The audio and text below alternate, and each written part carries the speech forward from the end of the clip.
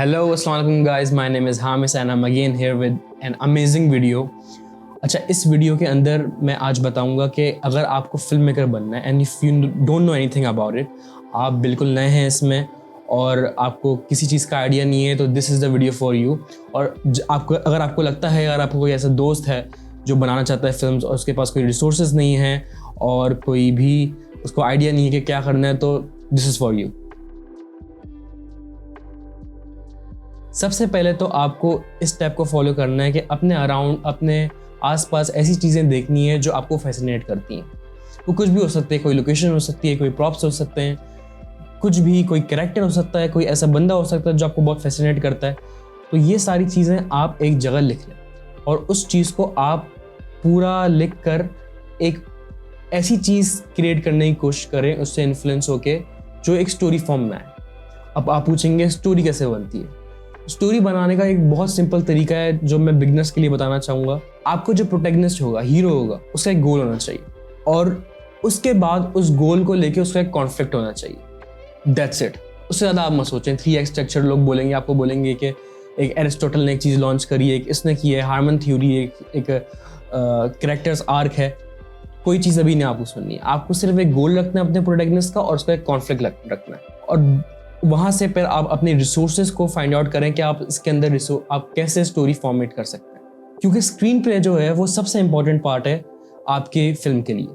That's the basis of it. अगर आपका screen play week है तो आपकी पूरी स्क्रिप्ट जो है, पूरी फिल्म है, वो बर्बाद है। तो ये इस चीज़ पे आपको मेनली फोकस करना है। जब आपकी स्टोरी बन जाएगी तो फिर आप एक स्क्रीन प्ले बनाएंगे और स्क्रीन प्ले के अंदर आप एक कैरेक्टर बनाएंगे। और कैरेक्टर के लिए मैं आपको अभी एडवाइस करूँगा कि आप अपने आसपास देखें और जितने आप लोगों से ऑब्जर्व करें, जितना आप बाहर देखेंगे, फैसिनेट होंगे किसी कैरेक्टर से, तो वही कैरेक्टर आप रख के अपनी फिल्म में डालो। इससे ये होगा कि आप जब उस इंसान को अपनी फिल्म के अंदर इमेजिन करेंगे तो वो ऑलरेडी डायनामिक बन जाएगा।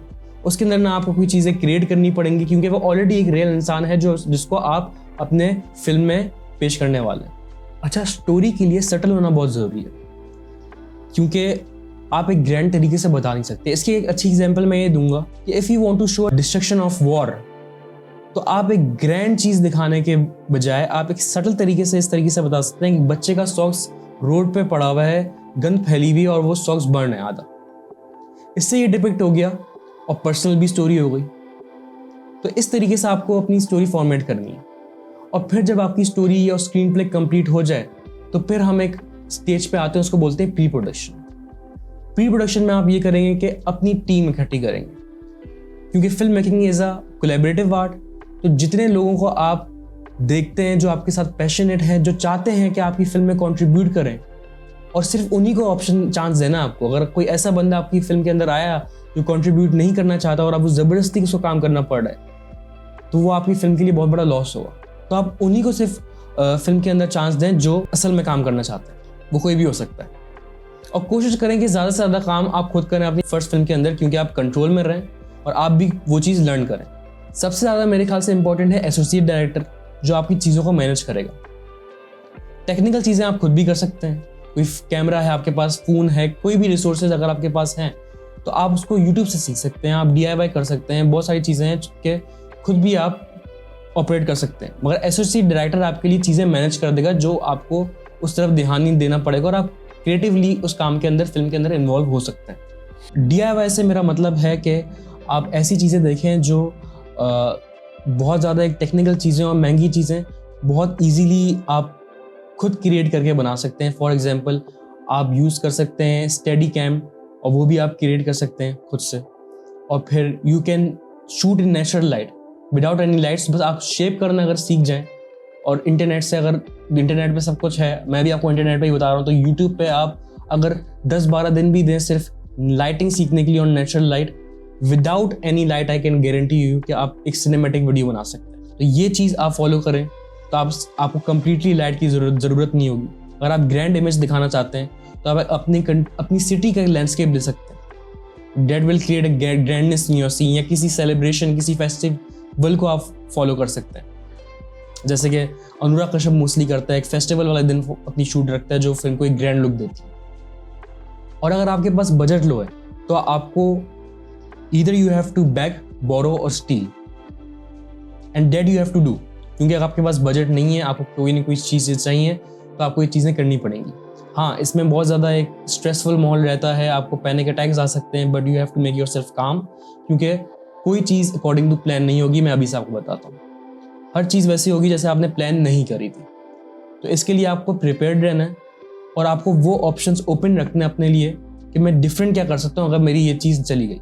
तो ऑन शूट अगर हम बात करें तो you have to be very attentive और very flexible if you are working in low budget.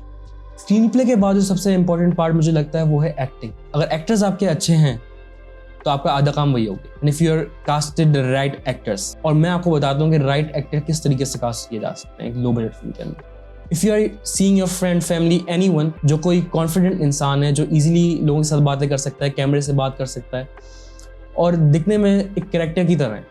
For example, अगर आपका कैरेक्टर है कोई गैंगस्टर और आपका कोई दोस्त है जो थोड़ा सा शेडी सा लगता है, you can cast him that. अगर आपका कैरेक्टर है थोड़ा इंट्रोवर्ट सा और आपका कोई दोस्त है जो बहुत इंट्रोवर्ट सा असल में है, तो यू कैन कास्ट हिम।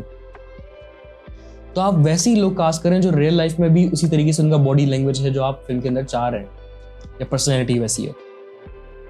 तो that could help you to create realistic actors.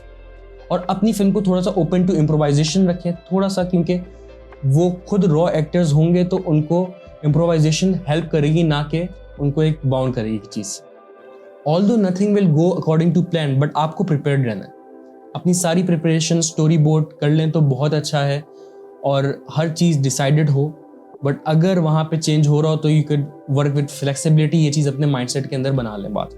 एक और टिप मैं देना चाहूँगा जो अनुराग कश्यप से मुझे पता चली है, वो ये है कि if you have less time, अगर आपकी लाइट जा रही है या कुछ भी इस तरह से हो रहा है कि आपके पास टाइम नहीं है, तो you should only concentrate in the eyes of the actor. अगर आपका एक्टर अच्छा है और आप सिर्फ उसके फेस पे कॉन्सेंट्रेट कर रहे हैं, उसकी आइज पे रख रहे हैं कैमरा, देन वो सीन वर्क करेगा 100%। और वो एक ही टेक में आप चीज़ कर सकते हैं, तो ज़्यादा मल्टीपल शॉट लेने की ज़रूरत नहीं है और वो आपकी चीज़ें फास्ट निकलेंगी उसकी वजह से। ऑन सेट सबसे इंपॉर्टेंट बात मैं कहना चाहूँगा, you have to have a very very strong self belief on yourself. अगर आपने खुद को ही डाउट कर दिया तो पूरा सेट ही गिर जाएगा, because you are the leader.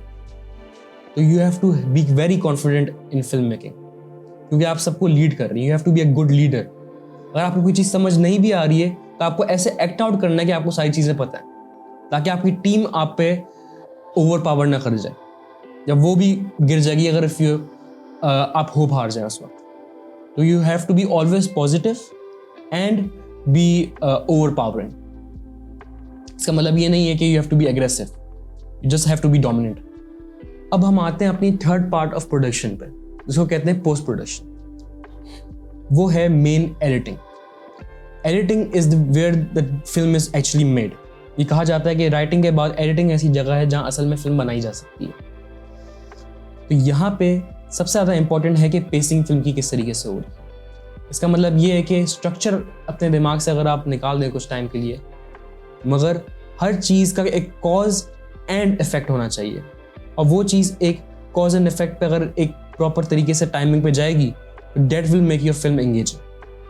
3 चीज़ें एक सीन के अंदर होना चाहिए। वो ये है कि या तो आपकी सीन जो है वो स्टोरी को फॉरवर्ड आगे बढ़ा रहा हो, दूसरा ये कि कोई कैरेक्टर डेवलपमेंट हो रही है उसके अंदर, तीसरा ये कि आप स्टोरी में इमर्स हो रहे हो। अगर उसमें 2 से कम चीज़ हो रही है एक सीन के अंदर तो I think that is useless, तो वो आपको हटा देना चाहिए। हाँ, मगर अगर 2 चीज़ें इसमें से आ रही हैं एक सीन के अंदर, तो वो सीन आपकी फिल्म के लिए और इम्पोर्टेंट और वो आपको रखना चाहिए। अब बात करते हैं साउंड के बारे में, जो काफ़ी लोग उस पर इतना ध्यान नहीं देते, और मेरे ख्याल से सबकॉन्शियस लेवल पर जिस तरीके से साउंड इफेक्ट करती है, because it's a visual and audio medium, तो वो भी इक्वली इंपॉर्टेंट है। और उसके लिए आपको ये जानना ज़रूरी है कि silence is more important than music. Sound design आपको टोटली इमर्स कर देगा। कहीं आप अगर एलिवेटर का सीन दिखा रहे हैं तो वो sound, if you are showing office तो उसकी उस तरह का साउंड होगी, और म्यूज़िक वहीं आएगा जहाँ उसकी नीड होनी चाहिए, मिनिमल बट इफेक्टिव।